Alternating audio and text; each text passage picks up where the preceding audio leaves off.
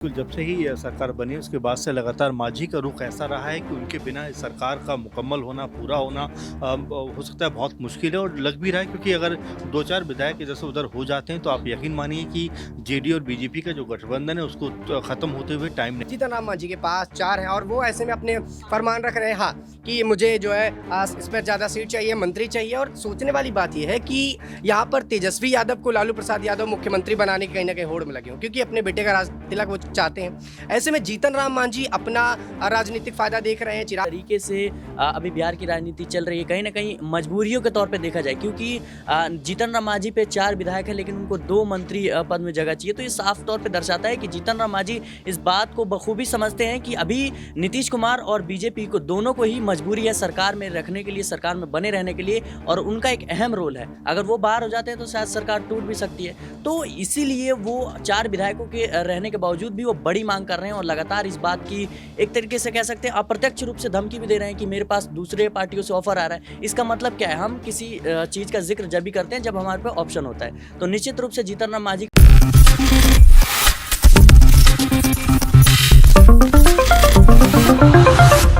नमस्कार, next 9 news देख रही हैं आप और मैं हूं आपके साथ प्रज्ञा सिंह। स्वागत है आप सभी का मेरे खास प्रोग्राम सियासी पंचनामा में। बिहार में क्या बड़ा खेला हो सकता है? नीतीश कुमार जिन्होंने बड़ी सोच समझकर एक नई सरकार बनाई, आरजेडी को सत्ता से बाहर किया और एनडीए के साथ हाथ मिलाकर फिर से मुख्यमंत्री बन गए।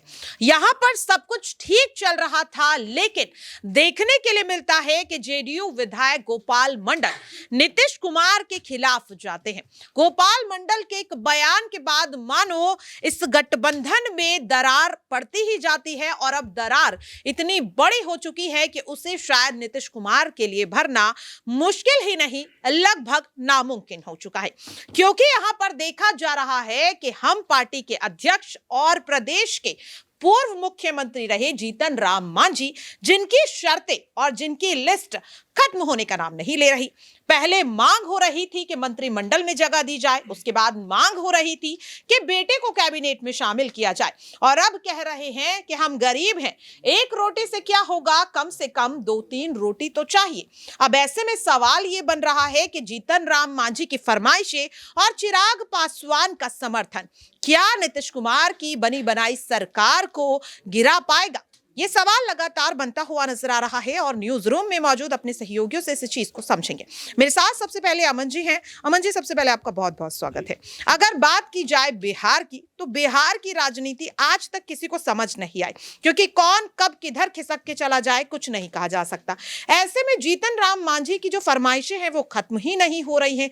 क्या लग रहा है जीतन राम मांझी आखिरकार चाहते क्या है? देखिए, बिल्कुल, जब से ही सरकार बनी उसके बाद से लगातार मांझी का रुख ऐसा रहा है कि उनके बिना इस सरकार का मुकम्मल होना, पूरा होना हो सकता है बहुत मुश्किल है और लग भी रहा है क्योंकि अगर 2-4 विधायक इधर से उधर हो जाते हैं तो आप यकीन मानिए कि जेडीयू और बीजेपी का जो गठबंधन है उसको ख़त्म होते हुए टाइम नहीं लगेगा और यही बात बीजेपी भी समझ रही है और इसीलिए उन्होंने जब मंत्रालय बांटे तो तुरंत मांझी के बेटे को भी एक मंत्री जो मंत्रालय दिया और मंत्री पद दिए। तो इसके अलावा भी मांझी चाहते हैं कि उन्हें कम से कम 2 मंत्री उनके कोटे से बनाए जाए और यही बात वो कहते रहे हैं कि अब तक जो उनके समुदाय से लोग आते हैं उनको एक तरीके से बहुत ज़्यादा बड़ी जिम्मेदारी नहीं मिलती है। वो ये कहते हैं कब तक एक रोटी से काम चलाऊंगा, कम से कम 2 रोटी तो मिलनी चाहिए। इस तरह की बातें वो कहते हुए नजर आते हैं क्योंकि लगातार मांझी का प्रभाव अगर हम देखें प्रज्ञा जी तो लगातार इतना कह सकते हैं कि बड़ा रहा है राजनीति में बिहार की, खासकर कि उनके बिना फिलहाल अभी सरकार में रहना नीतीश सरकार का जो नीतीश जो सीएम है उनके लिए बहुत मुश्किल होने वाला है और यही वजह है कि फ्लोर टेस्ट से पहले वो तमाम उनके साथ में मिलकर रणनीति बनाना चाहते हैं। लेकिन ये भी समझना पड़ेगा कि जिस तरह से मांझी कह रहे हैं कि मेरी नाराज़गी तो है लेकिन उसके बावजूद भी मैं जो है नीतीश सरकार के साथ में हूँ और जब फ्लोर टेस्ट होगा तो उस समय मैं उनके साथ खड़ा रहूँगा, ये ना समझा जाए कि मैं उनके खिलाफ जाकर वोट करूँगा। तो ऐसे में दोहरी बात वो कहते हुए नजर आ रहे हैं क्योंकि इससे पहले अगर देखा जा रहा था कि वो कह रहे थे कि भाई मुझे मुख्यमंत्री तक बनने का ऑफर था, वहीं अब वो ये कहते हैं कि मैं उनके साथ में खड़ा हूँ भले ही मेरी नाराज़गी उनसे है। तो 2 तरह की जो बातें हो रही हैं अपने आप में ये बताने का प्रयास कर रहे हैं कि दोनों पक्षों की तरफ तो हैं, लेकिन जहां पर भी उनको ज़्यादा तवज्जो मिलेगी, वो उस तरफ जाकर शामिल हो जाएंगे। अच्छा, यहाँ पर अगर बात की जाए तो जो जीतन राम मांझी के बेटे हैं संतोष सुमन, उनको जिम्मेदारी यहाँ पर दी गई है अनुसूचित जाति और जनजाति कल्याण विभाग की। लेकिन अब वो ये कहते हुए नजर आ रहे हैं कि क्या हम यहाँ पर परिवहन विभाग नहीं संभाल सकते।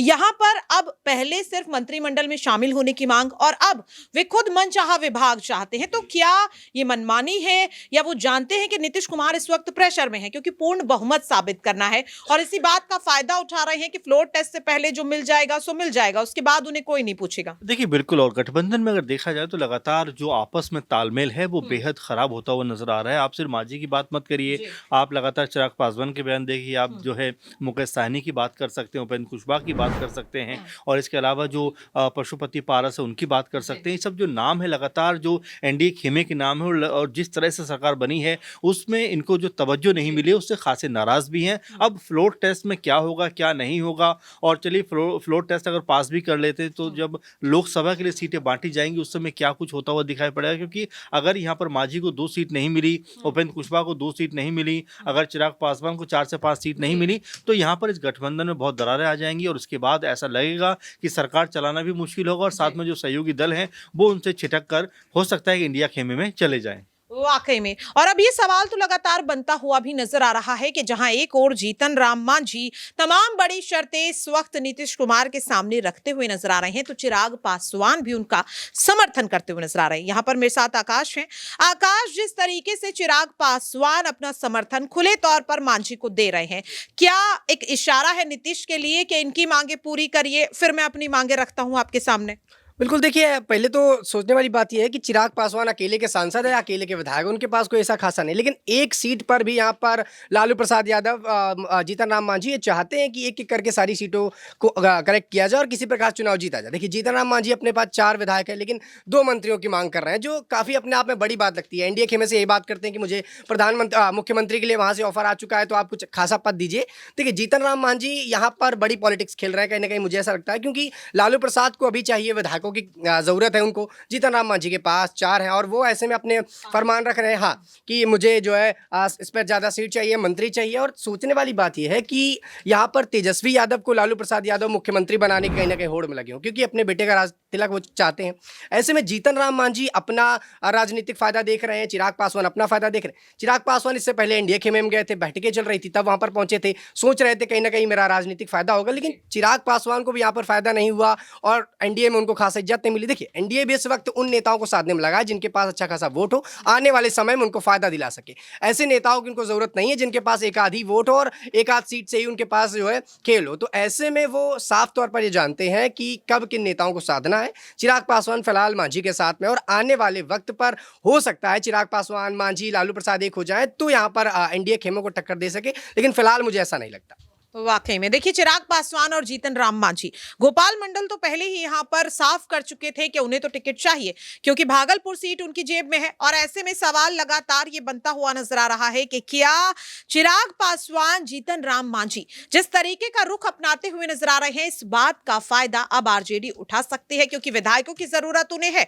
और अगर मांग पूरी नहीं होती है नीतीश की तरफ से, यहाँ पर शिराज है, शिराज क्या लग रहा है, जीतन राम मांझी और चिराग पासवान की नाराजगी का फायदा आरजेडी फ्लोर टेस्ट से पहले अगर उठाते हुए नजर आती है तो क्या अभी भी बड़ा खेला बिहार में हो सकता है? जी बिल्कुल, निश्चित तौर पे अभी बिहार की राजनीति में कुछ भी स्पष्ट रूप से कहा नहीं जा सकता क्योंकि जिस तरीके से दल बदल की राजनीति चल रही है, खासतौर पे हम बात करें, ये शुरुआत इसकी नीतीश कुमार ने ज़रूर की, लेकिन अब जीतन राम मांझी, चिराग पासवान जैसे बड़े बड़े नेता जो हैं वो भी इसका फ़ायदा बखूबी उठाना चाहेंगे क्योंकि जिस तरीके से अभी बिहार की राजनीति चल रही है, कहीं ना कहीं मजबूरियों के तौर पर देखा जाए, क्योंकि जीतन राम मांझी पे 4 विधायक है लेकिन उनको 2 मंत्री पद में जगह चाहिए। तो ये साफ तौर पर दर्शाता है कि जीतन राम मांझी इस बात को बखूबी समझते हैं कि अभी नीतीश कुमार और बीजेपी को दोनों को ही मजबूरी है सरकार में रखने के लिए, सरकार में बने रहने के लिए, और उनका एक अहम रोल है। अगर वो बाहर हो जाते हैं तो शायद सरकार टूट भी सकती है। तो इसीलिए वो 4 विधायकों के रहने के बावजूद भी वो बड़ी मांग कर रहे हैं और लगातार इस बात की एक तरीके से कह सकते हैं अप्रत्यक्ष रूप से धमकी भी दे रहे हैं कि मेरे पास दूसरे पार्टियों से ऑफर आ रहा है। इसका मतलब क्या है, हम किसी चीज़ का जिक्र जब भी करते हैं जब हमारे पास ऑप्शन होता है। तो निश्चित रूप से जीतन राम मांझी के पास ऑप्शन है और आने वाले समय में वो कर सकते हैं कुछ बड़ा। वाकई में देखिए लगातार कयास जो है वो बिहार की राजनीति में लगाए जा रहे हैं।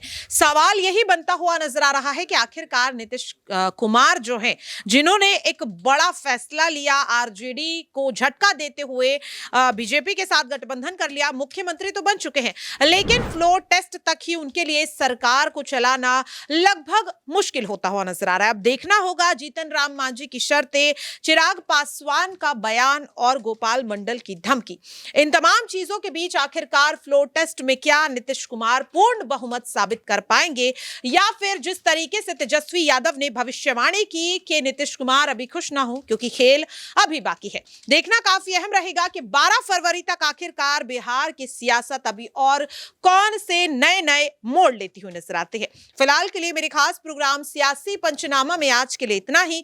बाकी की तमाम अपडेट्स के लिए आप देखते रहिए नेक्स्ट 9 न्यूज।